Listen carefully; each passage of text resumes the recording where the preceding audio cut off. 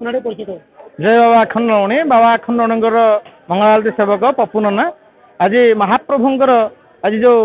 पवित्र श्रावण मासर प्रथम सोमवार जेहेतु प्रथम सोमवार रही जहाँकि अन्य शैवपीठ मानक कौटी जलाभिषेक न हो आज बहु भीड़ रही प्रशासनिक व्यापक बंदोबस्त व्यापक बंदोबस्त महाप्रभुंर जहाँ जहाँ नीतिकांति रही महाप्रभुंर मंगलारती सेवा मंगलारती पर महाप्रभुंर पहड़िका सेवा एवं अन्न सेवा जहाँ मैलम तड़पा आज समस्त सेवा पर महाप्रभुंर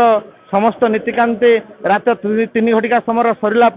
महाप्रभुंर श्रावणेश्वर महादेव उपरे जो आसी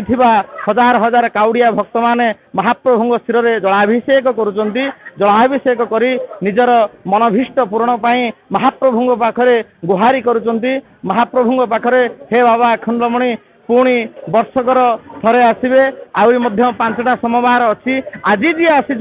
महाप्रभुंर जो महाप्रभुंर दिव्य दर्शन महाप्रभुंर पहिलु दर्शन पहिलु भोग पहिलु घर्षण पहिलु जलाभिषेक और भाग्यर कथा आज्ञा महाप्रभु दर्शन करी समस्त भक्त भलरे फेरुंट जय बाबा अखंडमणि जय बाबा अखंडमणि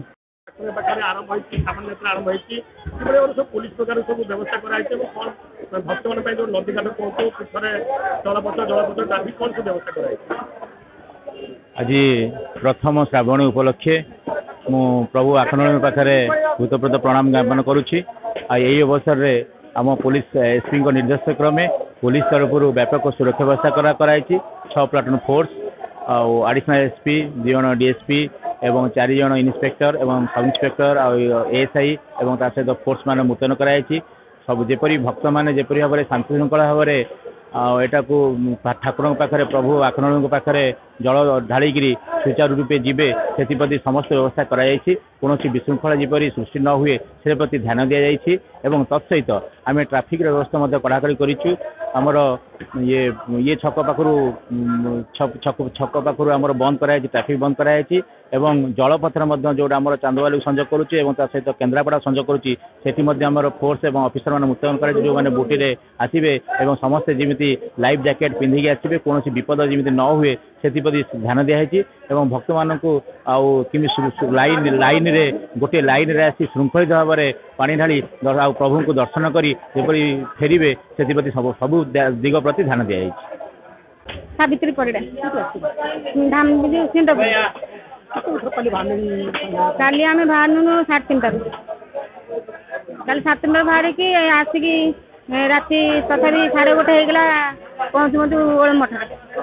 तापर पुणी 2टारू बाहर पुणी आई ठाकुर कटिक रास्ता पूरा माने गोड़ी रास्ता पूरा माने बहुत कष्ट माने गोड़ी रास्ता लाइट भी नहीं लाइट प्रोब्लेम भारी पूरा अंधार माने एति भी माने गवर्नमेंट भी लाइन व्यवस्था भी करूना अंधार सब आसुँच पूरा एक गोड़ी रास्ता रास्ता भी भल ना ना हाँ खाद्यपान व्यवस्था है जो ये ओळमठ ना जो बेतलाई गाँव से व्यवस्था होता है सब सुविधा होता आउ कौन आरडी आसी पहुँचनु शाम तो तथा 5टा 5:30